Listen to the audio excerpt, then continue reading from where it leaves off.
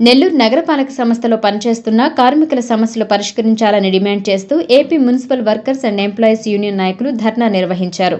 CITU Nellore నగర committee ఆధ్వర్యంలో నగరపాలక సంస్థ కార్యాలయం వద్ద వారు చేపట్టిన నిరసన ధర్నా 7వ రోజుకి చేరుకుంది. ఈ సందర్భంగా ధర్నా శిబిరం వద్దకు నగర మేయర్ పొట్లూరి శ్రవంతి విచ్చేసి కార్మికుల సమస్యలు అడిగి తెలుసుకున్నారు.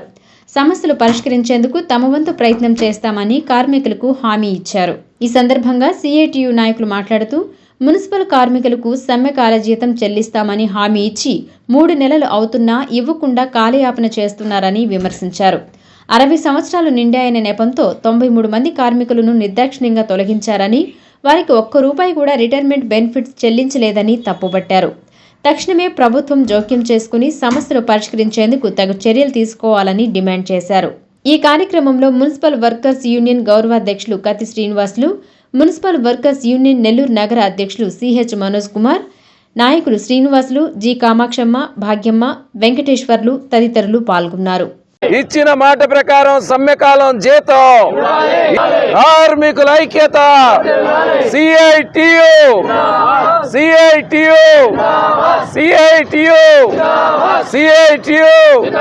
కార్మికుల ఐక్యత.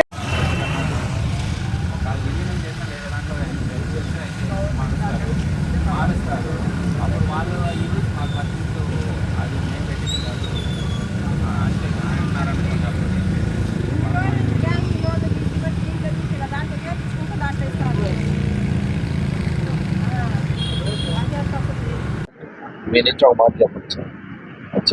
మన కార్పొరేషన్ చేయగలిగి ఆ మాట చెప్తే చాలు. మన కార్పొరేషన్ చేయగలిగి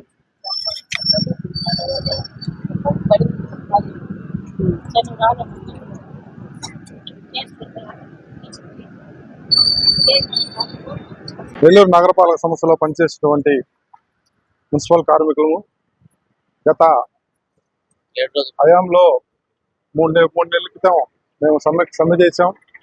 ఈ సమ్మెకాలం జీతము మన కోటరెడ్డి సేదరెడ్డి గారు, మన నందన్ కమిషనర్ గారు వీరు 14 రోజులు సమ్మెకాలం జీతం ఇస్తానని ఒప్పుకున్నారు. కానీ ఆ సమ్మెకాల జీతం ఇంతవరకు మాకు ఇవ్వలేదు. దయచేసి మీరు ఆ సమ్మెకాలం జీతం ఇవ్వాలని మా డ్రైవర్ల పక్షాన అడుగుతున్నాను. మన 60 సంవత్సరాలు మున్సిపల్ కార్మికులు పనిచేస్తున్నటువంటి 60 సంవత్సరాల వాళ్ళు వాళ్ళకి ఏ బెనిఫిట్లు లేకుండా, ఏ విధమైన హామీలు లేకుండా వాళ్ళు నిర్దాక్షిణ్యంగా చేశారు. కాబట్టి వాళ్ళ వారసులకు ఉద్యోగాలు ఇవ్వాలి. వాళ్ళ కుటుంబాలు రోడ్లు పాలు అయిపోతున్నాయి. దయచేసి ప్రభుత్వము స్పందించి వాళ్ళకి 60 సంవత్సరాలు నిండిన వాళ్ళకి మళ్ళీ వాళ్ళ బిడ్డలకు ఉద్యోగాలు ఇచ్చి మరి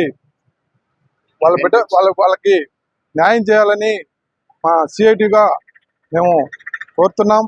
అలాగే వాళ్ళు చనిపోయిన కుటుంబాలు చాలా మంది ఉన్నారు. వారికి కూడా ఆ చనిపోయిన కుటుంబాలకు కూడా వారి వారసులకు కూడా ఉద్యోగాలు ఇవ్వాలి, ఎక్స్‌గ్రేషియా ఇవ్వాలి.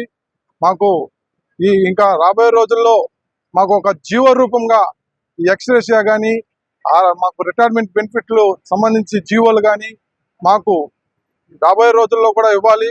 అట్లా ఈయన పక్షాన మేము ఇంకా రాబోయే రోజుల్లో ఈ పోరాటాన్ని ఇంకా ఉధృతం చేస్తాం.